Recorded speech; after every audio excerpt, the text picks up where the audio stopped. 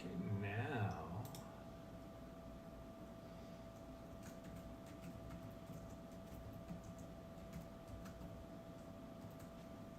There.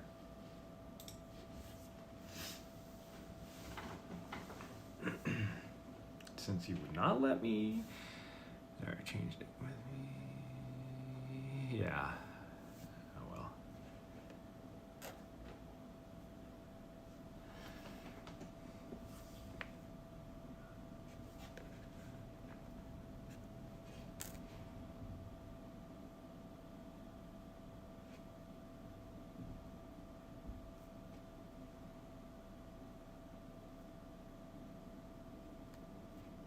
So confused. Why?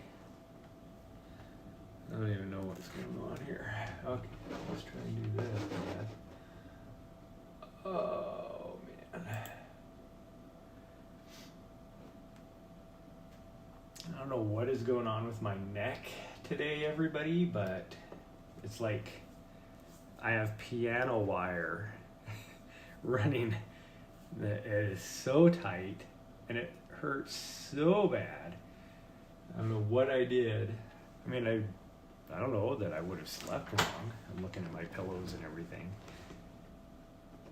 But maybe go to here. Go to here.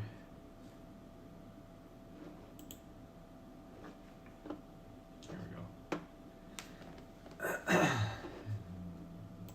Oops.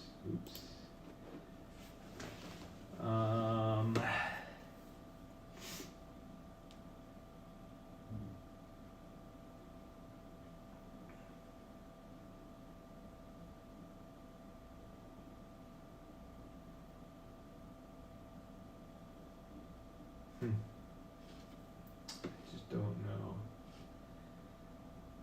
Oh well. We're just gonna go for a run. I'm not sure what is going on, but let's make sure my chat is working. Let's go to. I don't think my sound alerts are working.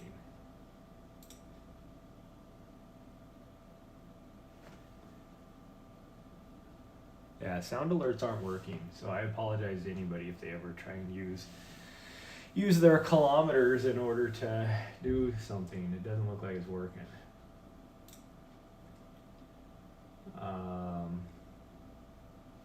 Does highlight work?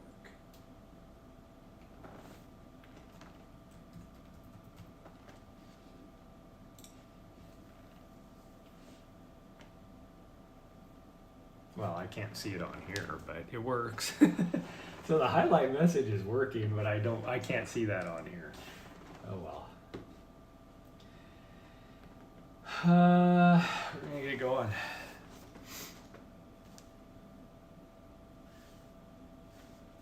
Oh man. And I don't know what it is, but I have been waking up the exact same time for the last like 3 nights. Actually, it's been more than that. Even when I was down in Arizona, I kept waking up for no reason. Waking up at like 3:30 in the morning.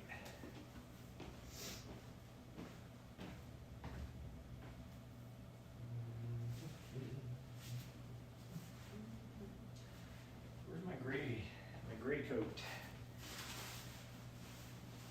There it is. I finally pulled my extra coats out of the van. Actually, yeah, we're going to wear this one. I was thinking about wearing a different one because it's 40 degrees outside, but the real feel, and this would explain why yesterday I was even like, it's 40 some degrees outside. Why does it feel so cold? Yeah, the real feel is 28 or 29 degrees. So that would be why I am just like feeling so cold. I need to find my other hats too. I pulled this one out of my van. This is my sleeping hat in my van because sometimes it gets really cold.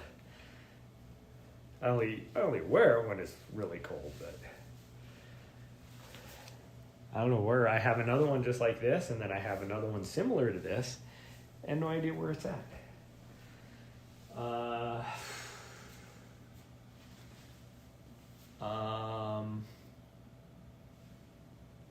Okay, I'll be right back. I'm gonna pee really fast.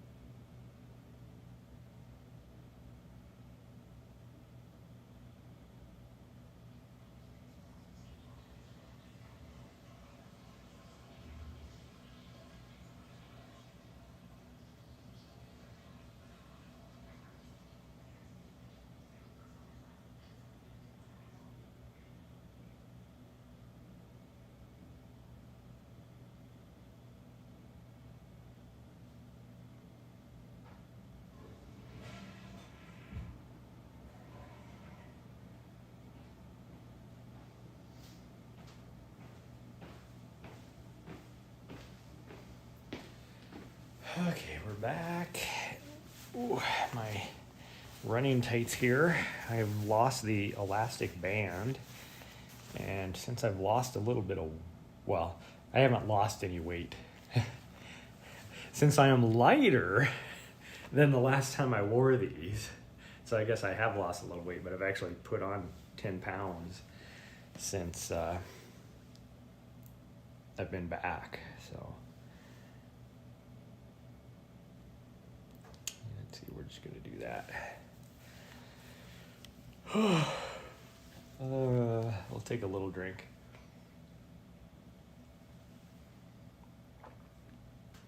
Who is that? Almighty Banda. Hey, good morning. We are heading out the door. I think I took myself off of Wi-Fi, so I shouldn't lose the stream. And let's get going. I think we're just going to run down to the park and maybe do a loop or two and then come back. I think that's what we're going to do today.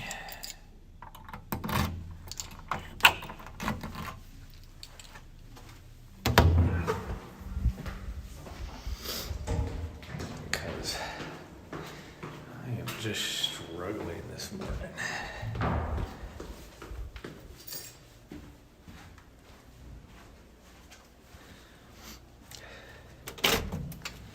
Really, it's a combination of, it's not like I'm tired, but my legs are really tired. This increase in mileage and everything, it's just taking a toll. But then just overall, like, I don't know if I'm starting to get sick or something, and maybe that's why my neck is hurting too. It could be because I'm getting sick, but between my neck hurting and just being overall just tired and all that, it is.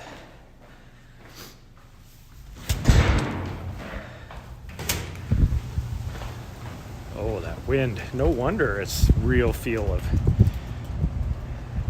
like 27 degrees out here. Holy cow. Okay. Which is going to make me want to not run even anymore. Okay, I'm changing the camera view so I can put my glove on.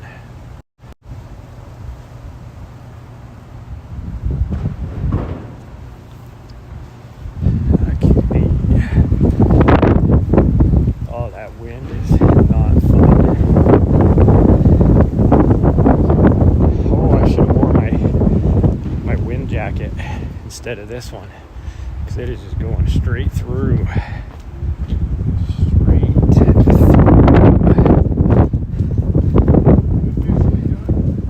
Shins are killing you. I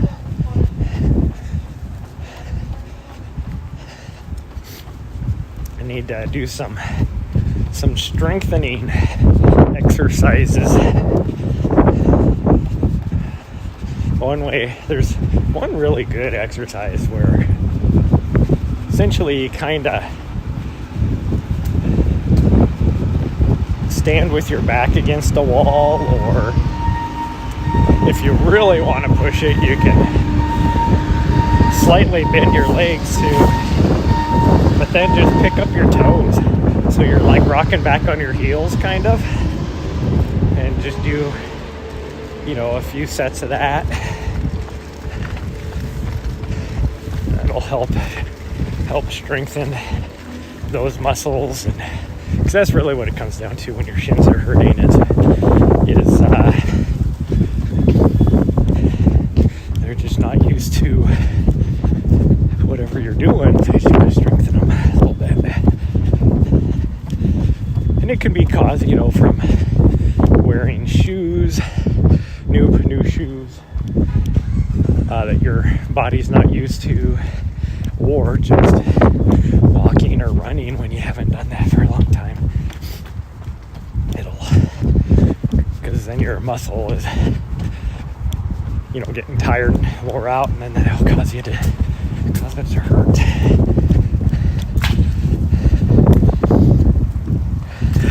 You want to improve your speed and endurance for football, but your shins are stopping you. I noticed yesterday on the run that because I need to really improve my speed. I haven't done any speed stuff for a long time, and the one thing with running, because it's a repetitive exercise, is like muscle memory. So trying to have like a faster turnover, my legs were like, what are you doing? It was so confused. And it was hard, like even going downhill, trying to get my legs to turn over at a fast rate to even do like a 6-minute mile. My legs were like, nope, not happening. Like it felt like I was just working hard, where, you know, normally the same level of effort I was giving on that downhill,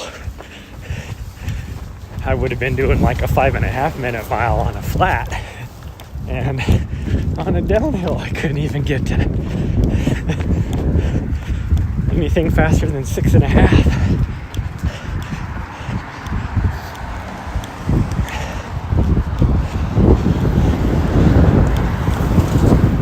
But my next race, I really gotta push on the, that guy was honking at me or not, but whatever.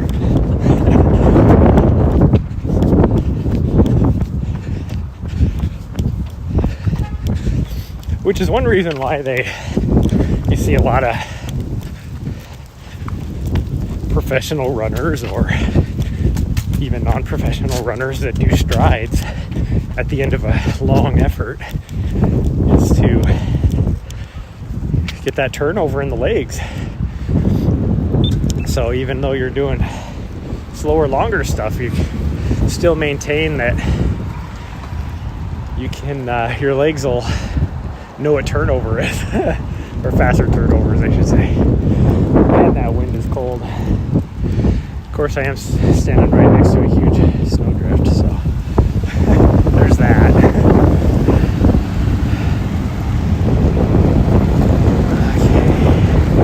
This is the longest light, mostly because you have 1, 2, 3, 4, 5 streets come together here, right here, in one intersection. So they all go at their each time. So depending on when you get here in the cycle, depends on how long you have to wait. Now me, I got there like right before, fairly close, so it didn't take that long for me. There's my barber. I need to go in there next couple weeks and get him to clean up my haircut. It's like when I'm out traveling around and doing whatever, I cut my own hair. So then it isn't the best haircut. I mean, I don't care, but because usually getting a haircut is just there's one thing I always do before a race is get a haircut.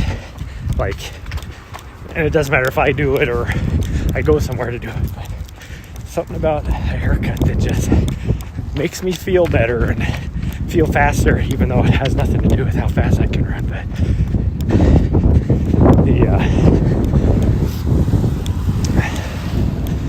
when I sweat, if my hair's a little bit longer, it's kind of itchy and stuff for me, so I'd much rather would just on the sides, I'm down to the skin, so that the sweat just has a place. It doesn't pool underneath, grabbing onto the little hairs. This way.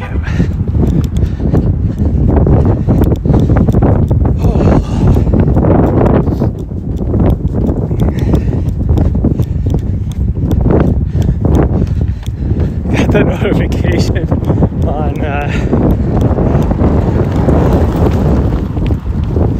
was it yesterday or the day before? Yeah, it was yesterday, because that's when I finally uploaded my last week of runs on the Strava.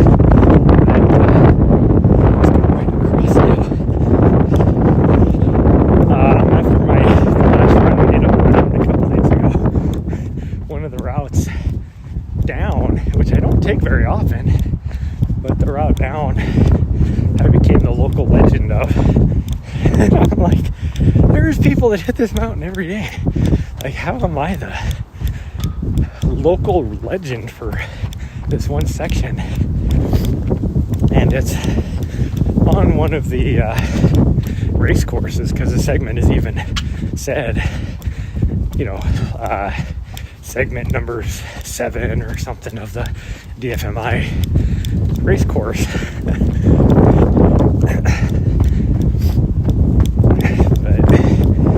Or last segment, maybe it says last segment, I don't remember, because it is essentially the last segment. Well, we ran the last segment to a T, like all the way to the finish line, but I don't think the segment goes all the way to the finish line. Man, my fingers are freezing and I have gloves on, but that wind is just blowing right through. No windshield on my gloves. I wore gloves just because it's 40 degrees out and the real feel is 29, not because of the wind, but because of the wind is why the real feel is 29. But anyways, I'm like, how is that segment?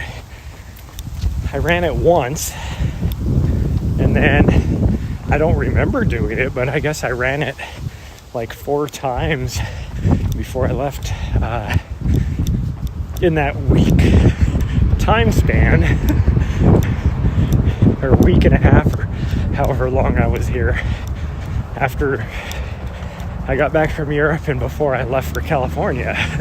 I must have ran it 4 times, I guess, because the one I did the other day was number 5 in a 90-day period.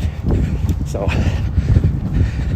that was a little drop off here, and because I don't run that route very often, especially once the snow really starts flying. Because there's snow up there right now, but the trail is fairly clear.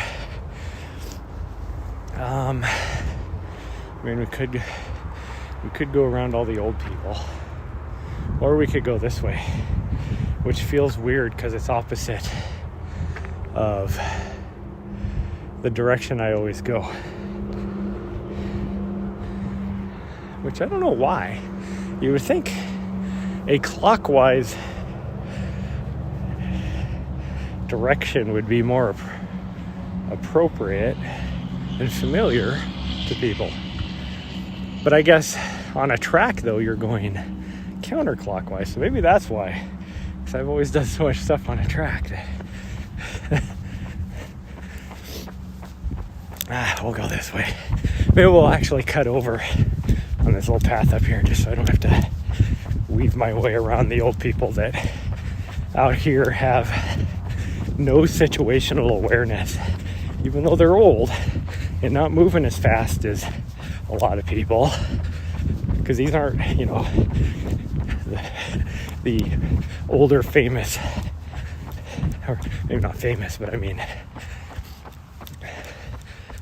stereotypical maybe old lady that's on a trail that goes by you at like 500 miles an hour. These are puppers.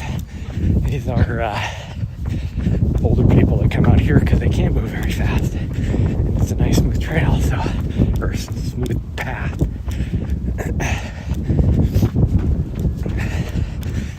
So, that being said, because they're moving slower, you'd think they'd keep a better level. I always maintain situational awareness. Nobody ever passes me without me hearing them or being aware that they're coming up behind me.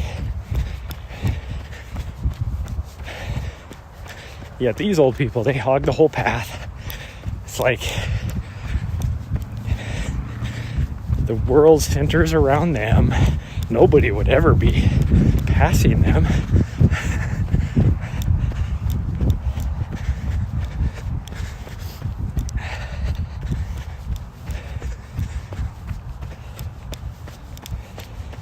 Now that I'm out of that wind, I'm actually starting to sweat, which isn't going to be good for when I get down here a little ways and I'm going right back into a headwind again.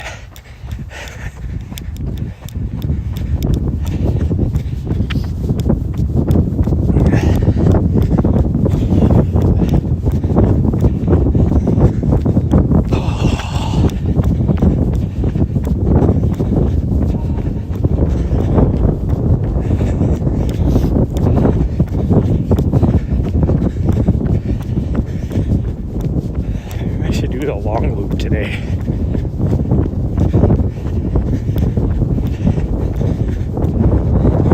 Even though I'm not sure exactly how well that signal is. It always seems like there's a spot where I lose it, even though I'm still in town. But I don't know, maybe we'll do that. Because I don't feel like I need to do a little bit, but no, I can't do that because I don't know. Maybe we will. It's kind of a boring route, but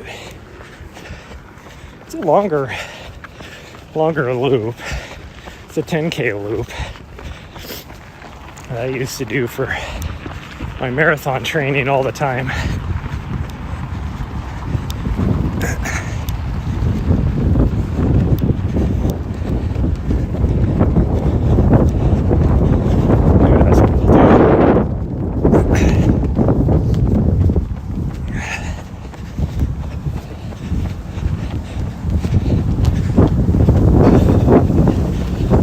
So I have this idea for an FKT, and nobody's ever done it.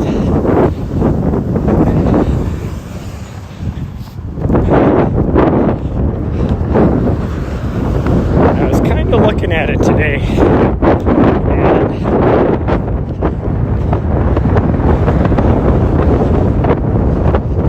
I don't even know if it's the way I want to do it. I don't even know if it's technically doable, or at least doable for somebody with my experience level, because it involves multiple peaks,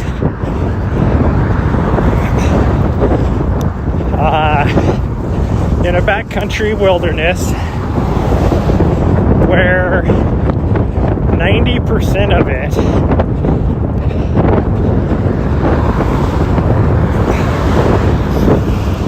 would be off trail, even though I know there's trails, just not like established trails.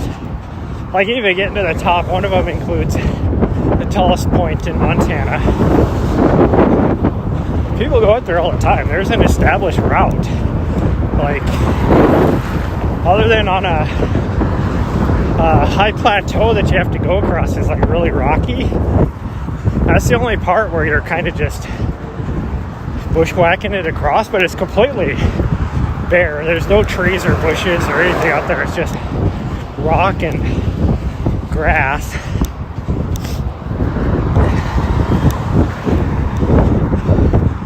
But other than that, I mean, there's a trail, and that's how it is going to most of these peaks is it's like technically classified as off trail, but people go to these peaks, so there's a trail.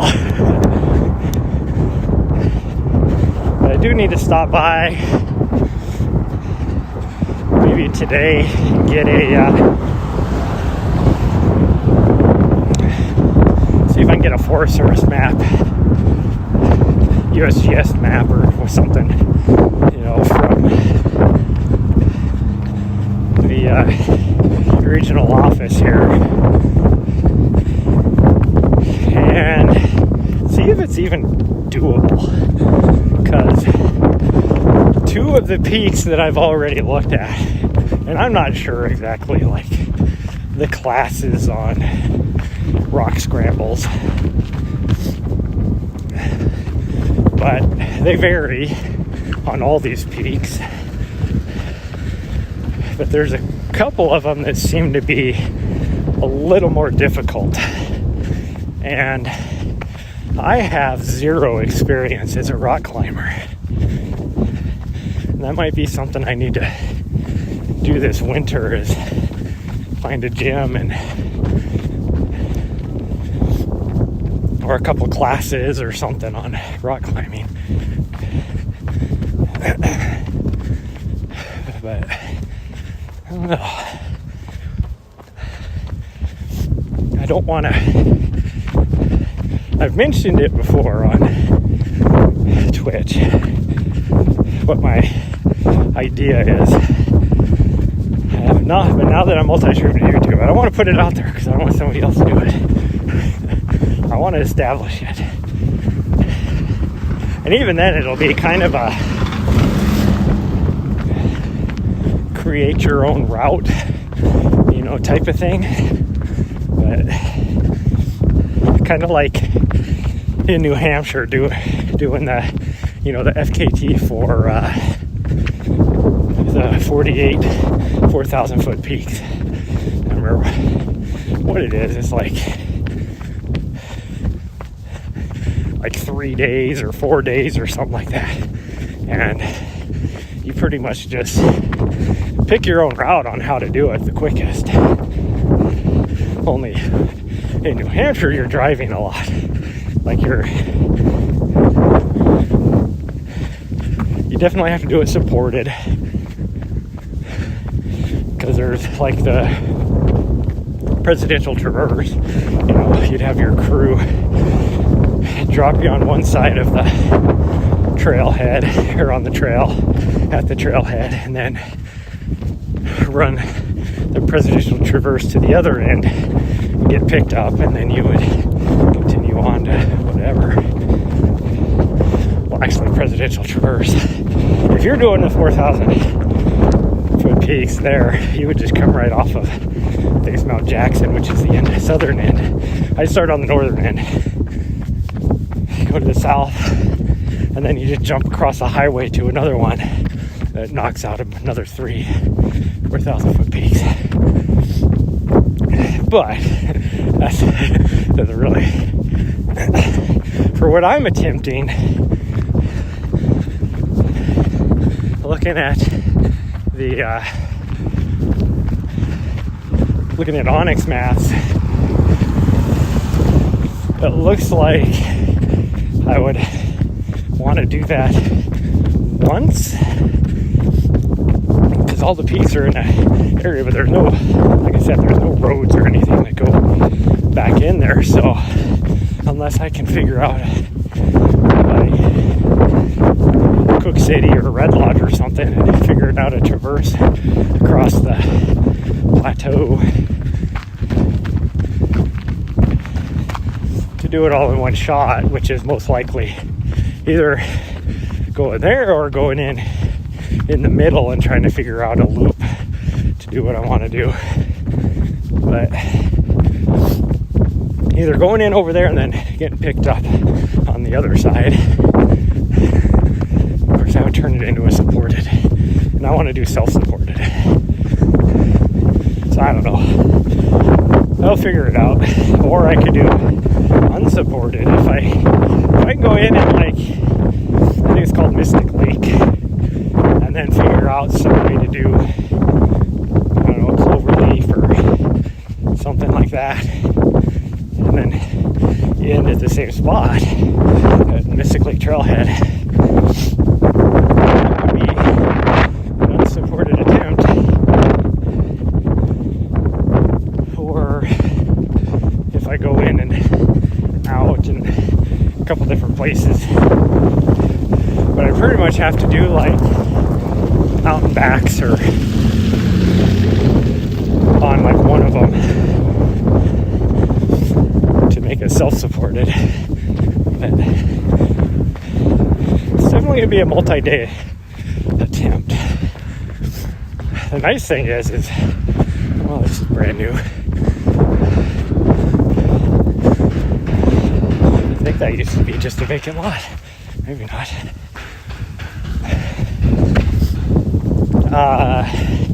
The nice thing is most of these climbs, you're only talking like 2,000 foot climbs, because the Beartooth Plateau sits around,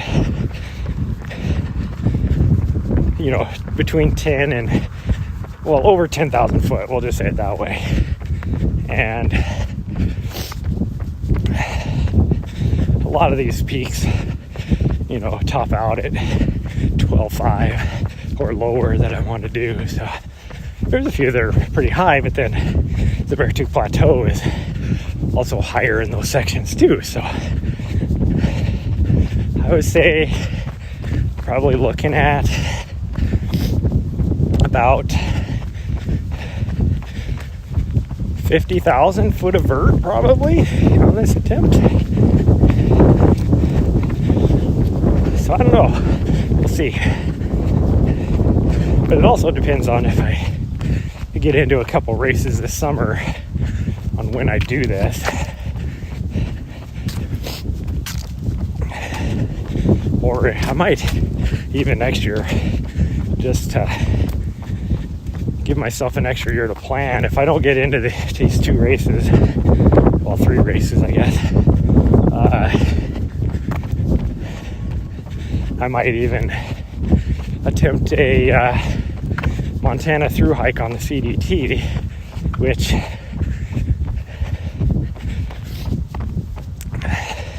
you can't just do a Montana through hike. I'll just say it, that's the most simple way to say it. If you're doing it, it's actually an Idaho-Montana through hike, because the Continental Divide for about 300 miles is on the Idaho-Montana border, so the trail is weaving back and forth on each side of the state, starting just outside of West Yellowstone on the Wyoming border. And it is total length about 900 miles.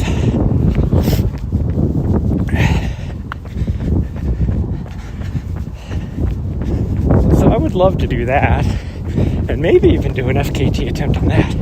Although I'd have to look and see what the CDT is. Not a very highly traversed trail. It doesn't get a lot of attention. I mean, so who knows if anybody's even done like FKT attempts on the segments, like a lot of your other trails, like the PCT or the, there's an FKT somebody just said on the Washington segment. So be interesting to see. I know there's an overall CDT FKTs, but man, that'd be long. One reason why it doesn't get as much hype is because it's not a necessarily continuous established trail like a lot of the other ones are. There's short segments where you have to take a road or something to connect it. and it's difficult. Out of all, like, the Appalachian Trail and the PCT, not only is the CDT longer, it has more vert and everything too, so it's another reason why it doesn't have as much appeal. And it takes longer. So where you can do, for just an average through hiker, you know, where it takes, 5-6 months to do, say, the PCT. Average through hiker on the CDT easily has to be like 8 or 9 months. And so then you're worried about weather, because like up here in Montana, you have to time it just right, because you only have about a month-long window where there's no snow.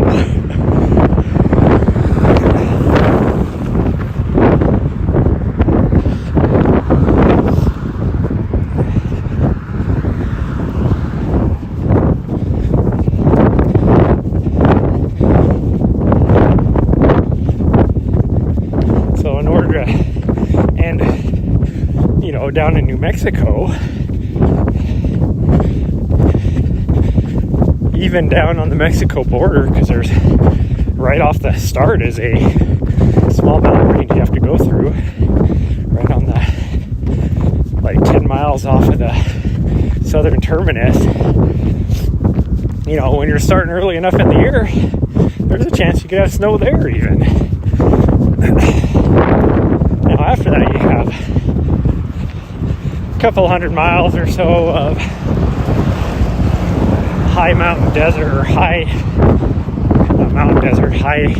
altitude, like high plain desert, I guess you could say, that you're going through, where you don't really have to worry about snow too much until you get around Albuquerque again and start getting into the mountains. But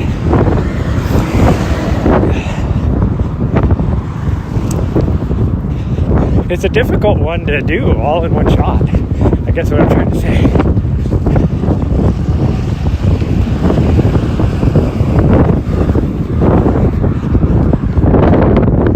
Oh man.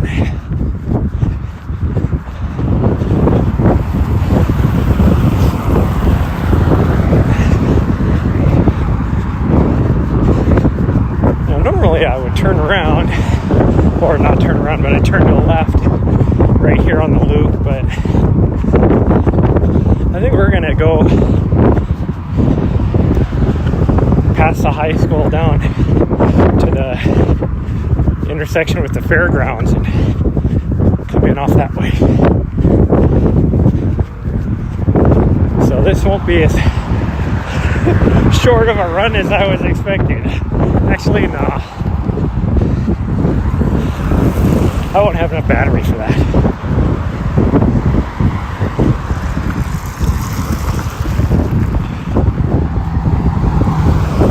I think we'll do the normal 10K, because that's actually longer than 10K if I go down to there. Or is it? Maybe that's my 10K route. I haven't done any marathon training for 4 years now, so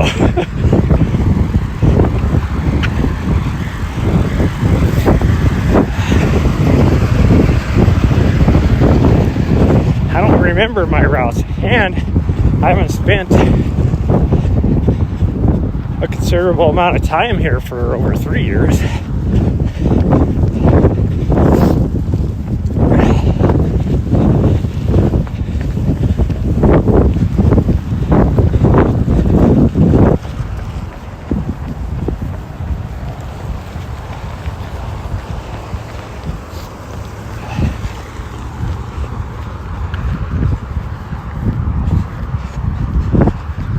Oh man, it was weird. So last weekend was supposed to be the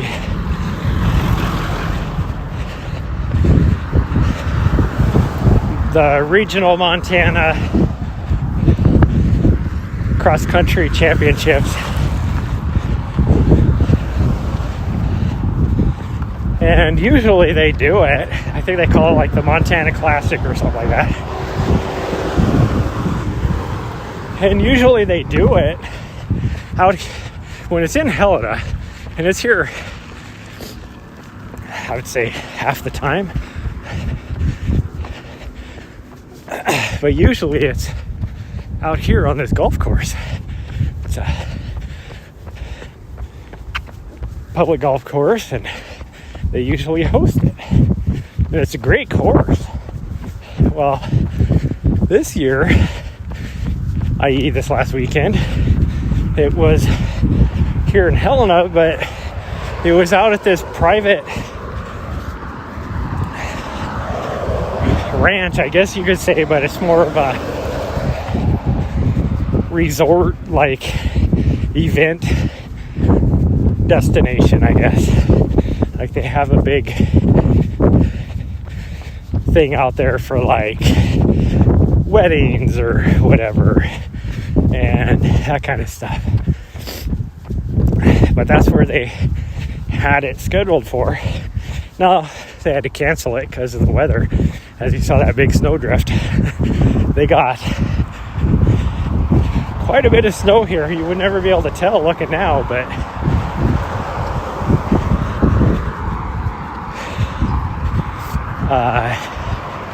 out there where that ranch is at, because it sits right on the foot of the Continental Divide, that place is probably still just packed with snow.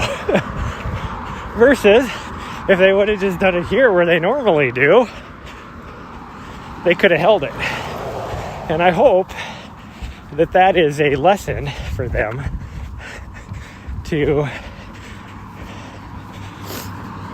quit trying to privatize that and change things up. Because I can guarantee somebody out there has connections with the committee that chose the location and was like, hey, you should have it here, and so I can make some money. I guarantee it.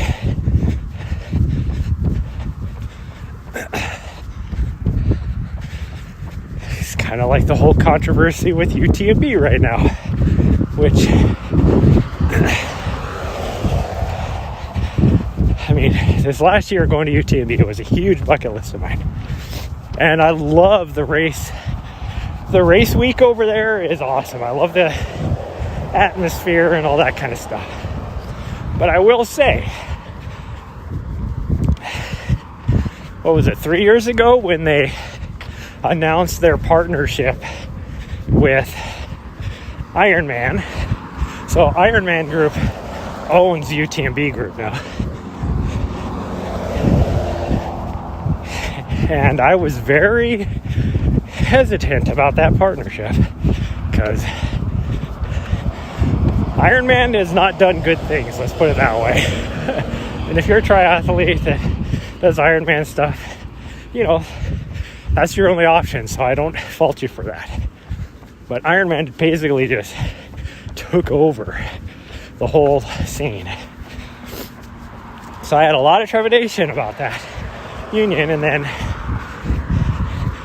it was like 2 months after that, UTMB, in order to qualify for UTMB for all the years UTMB's been around, what is it, like 20 years or whatever, you've always just had a list of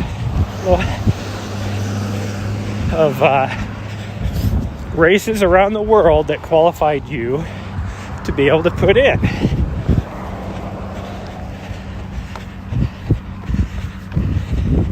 And then within a couple months of Ironman buying it out, it was UTMB is like, we're going to create these races on our World Series circuit, and you have to gain qualification points. They call them stones, but same thing that you had before. It's all points. And So now you have to run hour races in order to gain qualification. We're gonna go straight. I don't know why. Well, I do know why they moved the trail. It's like you're supposed to cross the street. That paved trail never used to be there a couple years ago.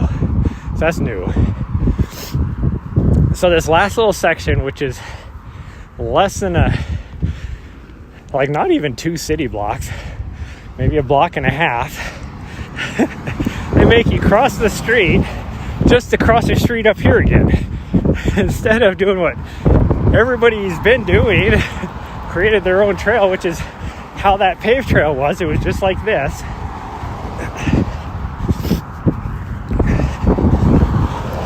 But I know why they did it, because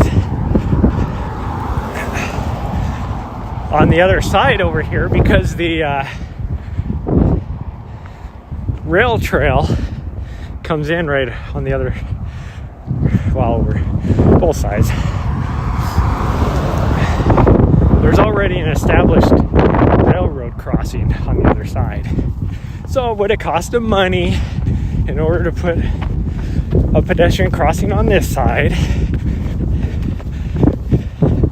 as well as having to purchase a little bit of an easement right here from the concrete plant.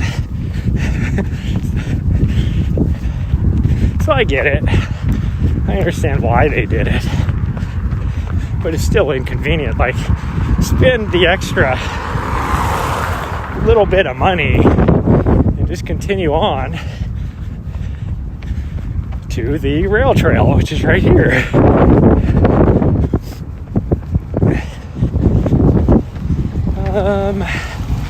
Do I want to just go up by the college, or do we want to go this way?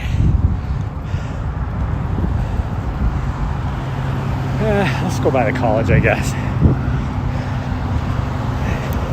Because then it's easier. I mean, I have a light I have to cross. It can take a while, but it's a straight shot instead of having to go under the underpass and then weave around. We'll go this way. So this is my 10K route, because I just looked at my watch and I'm almost at 4 miles now. So this is definitely the 10K route going this way. I don't know what the other... I'd get maybe another 2 miles on the other one, I guess. Maybe not quite that much.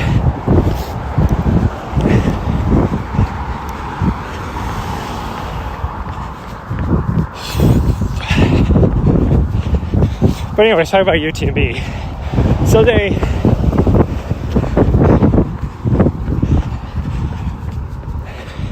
made it to where you have to run their races, which is more money for them, in order to gain entry into the World Championship, basically UTMB.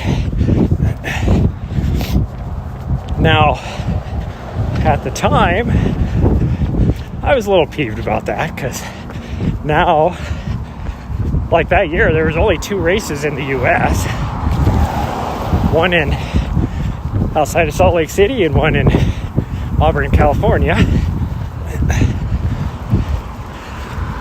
And I didn't know it at the time. Makes total sense now, but like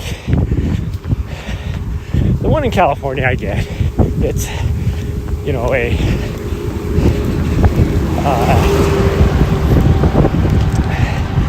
UTMB is a Western States qualifier. It's on the Western States course, all that kind of stuff. Makes sense. Awesome place. The other one was Speed Goat, which used to be owned by Carl Messer, and he's still the RD, but these UTMB races, I didn't know it at the time, but they buy out that race, you know, from whichever organization it is or whatever. So they own that race now. And there's even a stronger connection that I never thought about too. I just learned about with the whole Gary Robbins situation, if you guys haven't seen anything about that.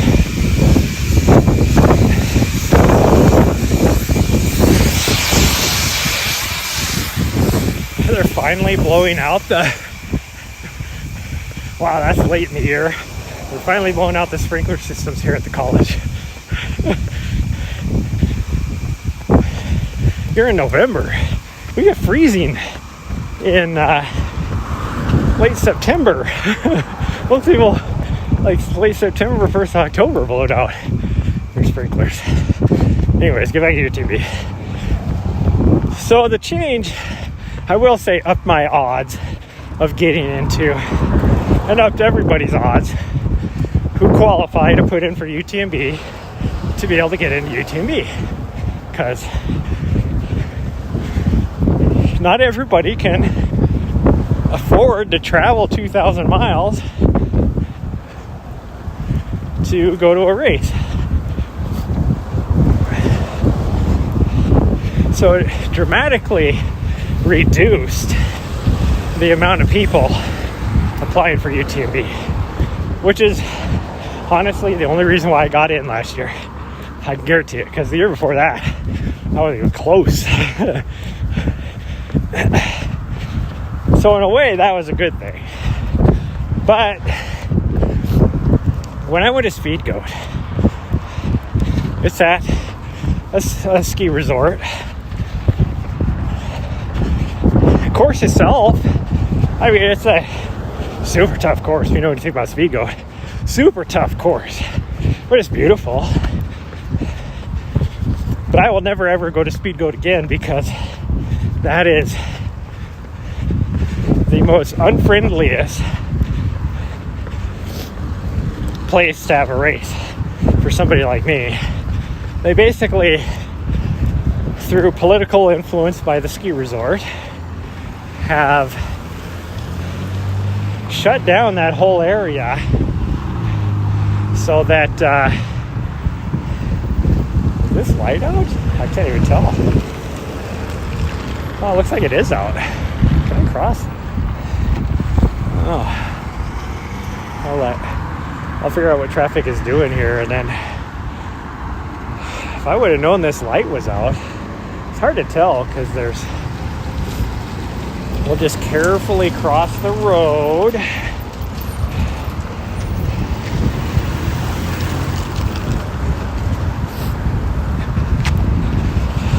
Because there's no light for me to cross the road. And you got like 12 lanes of traffic right there all coming together, and nobody knows what they're doing.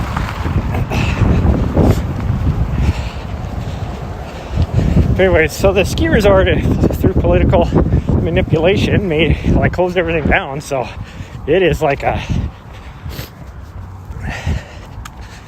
you get like a $500 ticket if you park overnight at the numerous trailheads that are in that canyon on Forest Service land, by the way.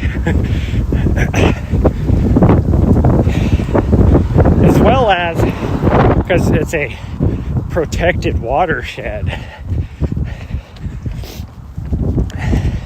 it's a like $1,100 fine if you get caught with a dog. So I don't know, I guess they don't want dogs pooping in the watershed. And I mean, you can be smart about that. Like, south of Bozeman is a protected watershed, but it's not illegal for you to go in there and camp out or do whatever.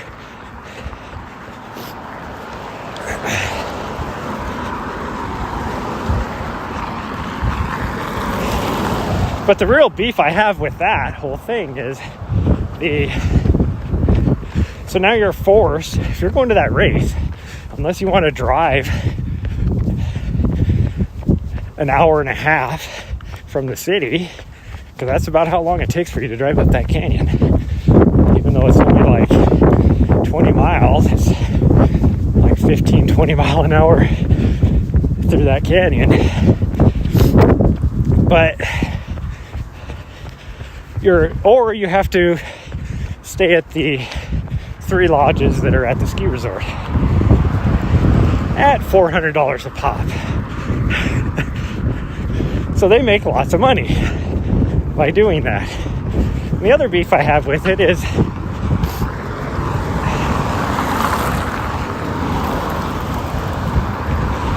if it's that protected of a watershed, how the hell are you telling me there's no environmental impact of this huge ass expensive resort sitting right at the top of this watershed? So it's a little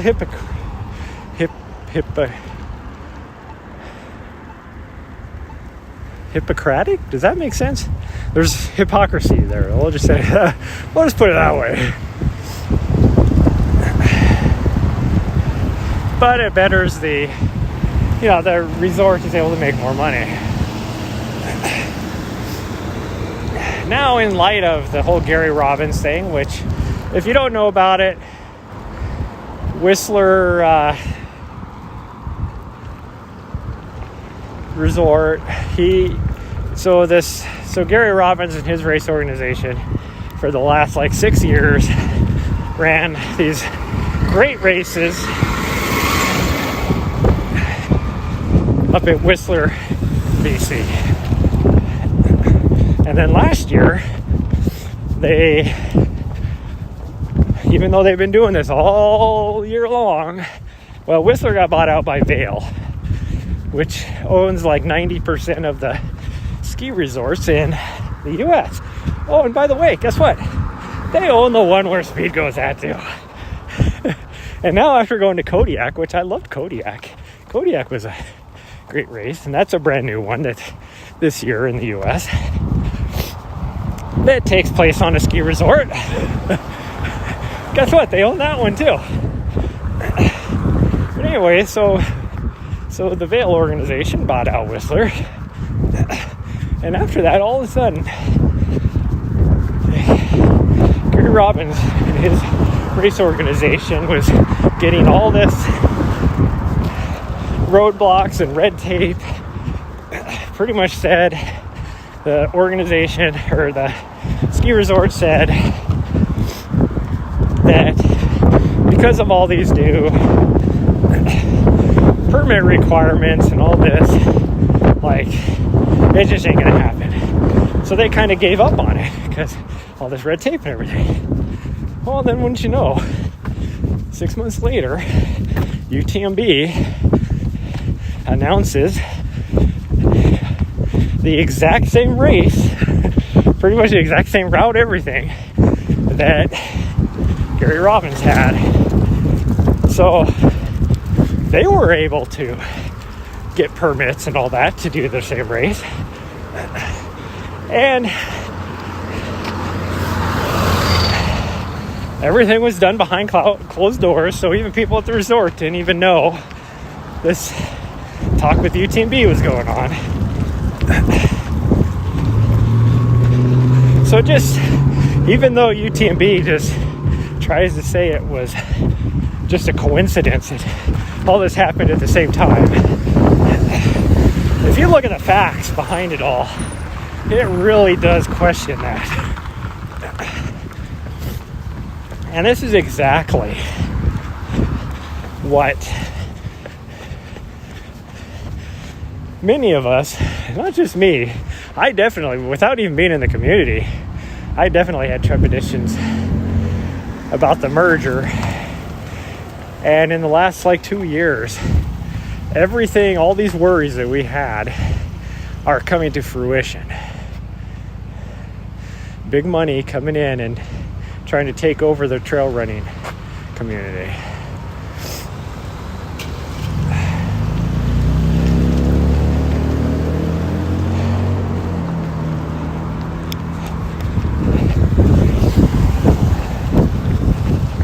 So now for me, it is really hard because I raced Kodiak just so I could get back to France again. I was thinking about doing Thailand this year, just to even up my chance. But I have such a sour taste in my stomach now because of things that just been building upon it. the last 3 years that I don't know. I'll put in, just because I have the stones, I'll put in for next year, but unless things change drastically,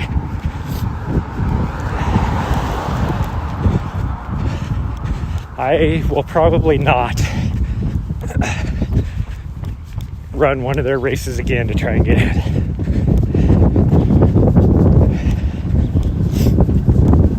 And Kodiak is the other thing. I like that course.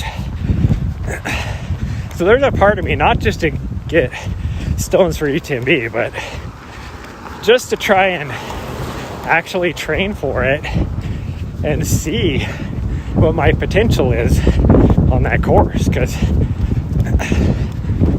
I ran like a 550 on I just go this way.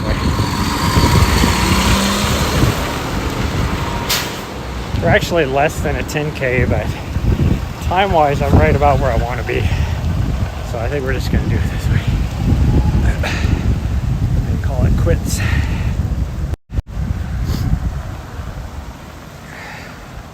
Plus, I'll just continue to rant about piss poor management of UTMB. Well, I can't say that. Piss poor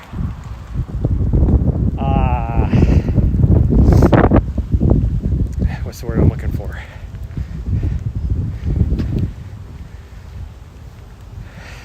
Ideals, maybe? And values? That's more probably what I really mean. But yeah, we'll just leave it at that. But I've already committed to Gary Robbins is going to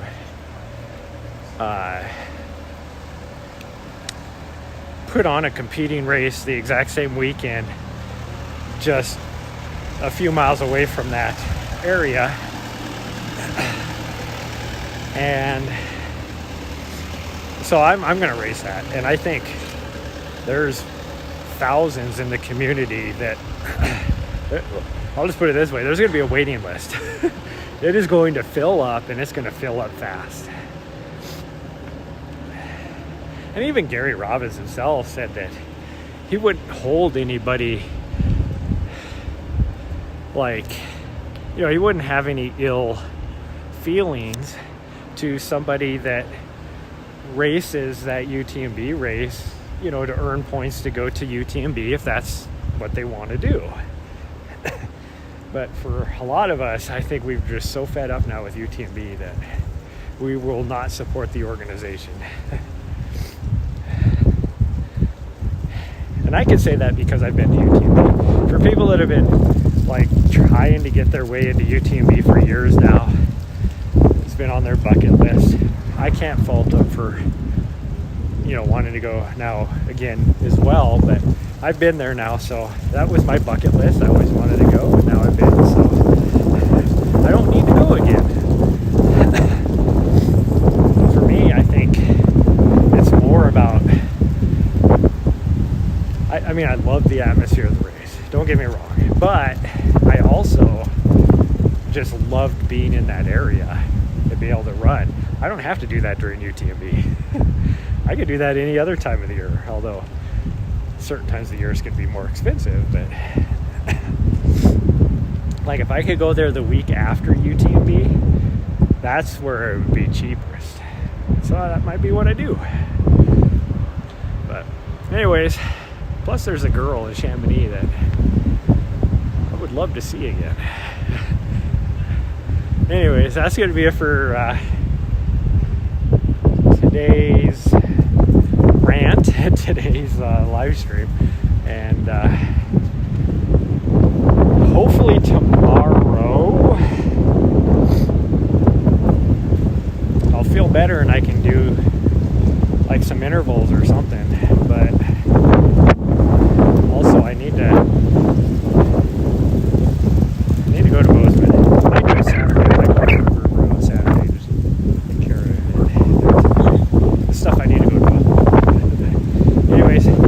cold out here. It's windy. I'm gonna get going. Please subscribe to my YouTube channel if you haven't already. Please smash that follow button on Twitch and follow me on my socials. And I will see you guys next time. Bye, everybody. Love y'all.